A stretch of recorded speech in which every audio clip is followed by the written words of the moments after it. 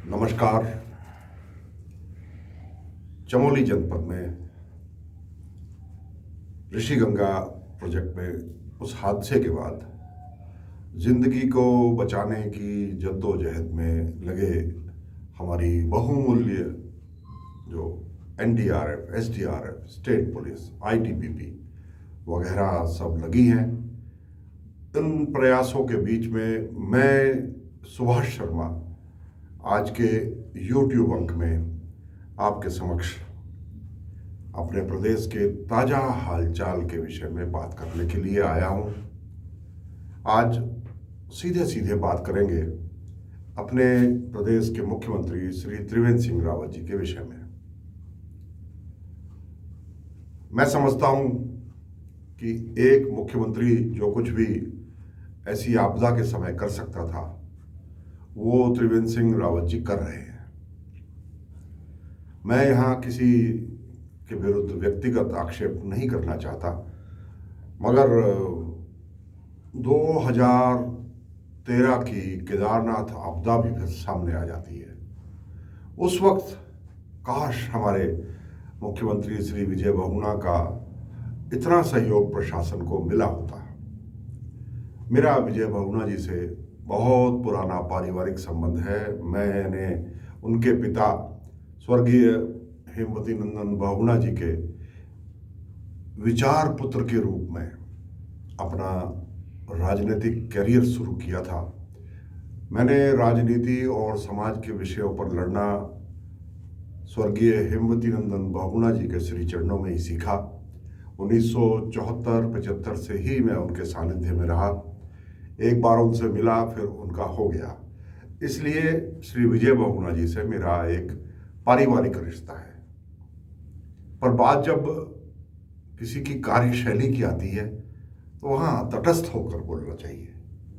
और मैं Himalaya Darpan Uttarakhand digital channel का मुख्य संपादक होने के नाते अपनी घोषित नीति के अनुसार मेरिट्स पर ही बात करूंगा। विजय बहुगुणा जी, आज त्रिवेंद्र सिंह रावत जी की सक्रियता को देखते हुए 2013 का आपका वो व्यवहार याद आ जाता है।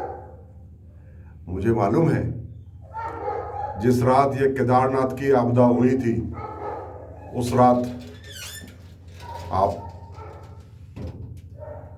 पता नहीं चाहते हुए ही या आपका मन नहीं हुआ, आपको सूचना रास्ते में मिल गई थी, आप दिल्ली की ओर जा रहे थे, परंतु आप उस रात केदारनाथ नहीं आए जबकि आना चाहिए था। और 2 दिन बाद आपने 3 दिन बाद आपने ये भी कह दिया कि 2 वर्ष लगेंगे कम से कम ठीक होने में। मैंने स्वयं सुना, मैं किसी की सुनी हुई बातों पर नहीं कहता, मैंने आपको ये कहते हुए स्वयं सुना था। और आज के मुख्यमंत्री त्रिवेंद्र सिंह रावत स्वयं वहीं पहुंचे हुए हैं।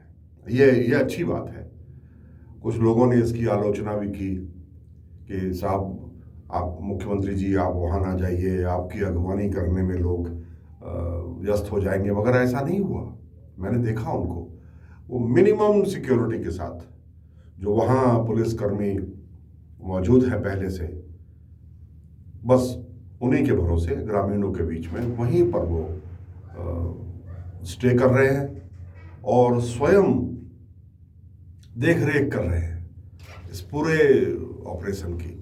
ये ऑपरेशन जो यदि सफल हो गया तो एक बहुत महत्वपूर्ण ऑपरेशन कहलाएगा विश्व इतिहास में, क्योंकि एक अंधेरी सुरंग में जहां कीचड़, मलबा, पानी, मिट्टी, इसके अलावा 35 से 40 जिंदगियां भी कैद हैं, उनको निकालकर उनके परिवार तक उनको पहुंचाने की जद्दोजहद चल रही है।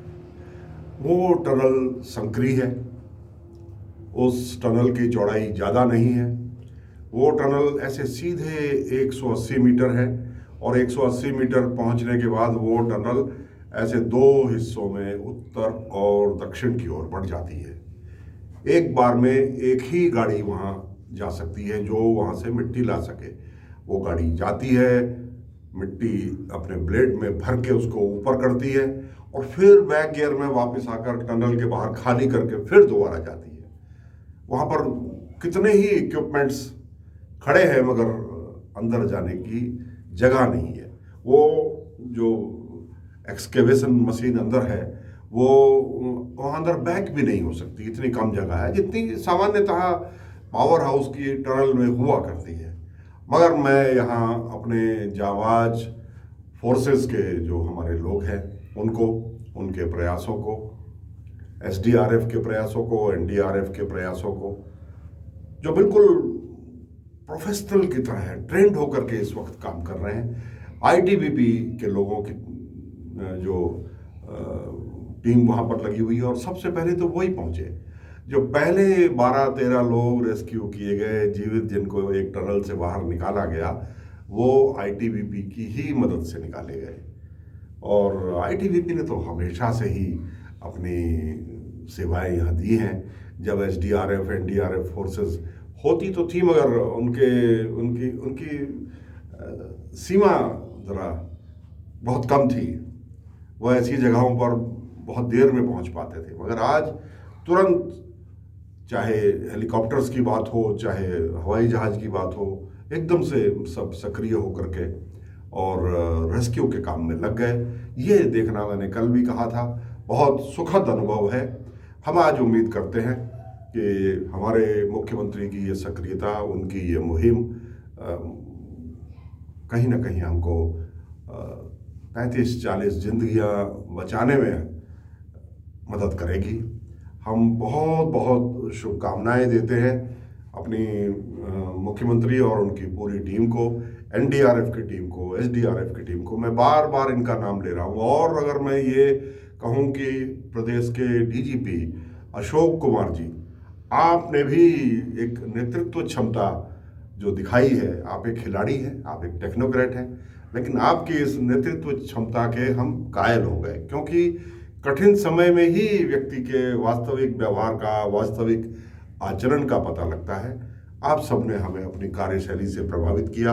हम आपको बहुत बहुत शुभकामनाएं देते हैं इस अवसर पर, और पूरे उत्तराखंड से हमारी जनता से ये प्रार्थना है कि वो आज कम से कम अपने जो बचे हुए लोग हैं, अब बहुत उम्मीद है कि आज स्थिति स्पष्ट हो जाएगी, उनके लिए ईश्वर से प्रार्थना करें कि वो अपने अपने परिवार के पास सुरक्षित पहुंच जाए, ऐसी त्रासदी दोबारा ना हो। इन उपायों पर बाद में चर्चा करेंगे। अभी जिंदगी बचाने की जद्दोजहद के बीच मैं सुभाष शर्मा आपसे आज फिर विदा लेता हूं। नमस्कार।